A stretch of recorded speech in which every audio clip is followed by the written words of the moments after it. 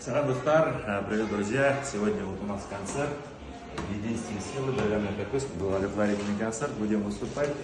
Я, по-моему, пораньше пришел по программе предпоследний. Ну хорошо, посмотрим концерт, пообщаемся с коллегами. Башкортостанның халық артисі Сағыдулла Байеги толбылай да ол. Ләрнесек. Хейбет Аллаға шүкір мына. Сағыдулдың көруге. Ештерде үйренеміз.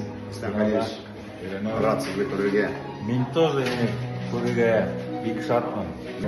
Сиңағына, bütün жерлерде үйшірелейді. Конечно. Сен бит менің шатлығым.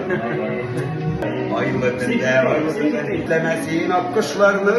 Аккыз ял gözü тұра алмай. Мощный жырлар авторы бұл.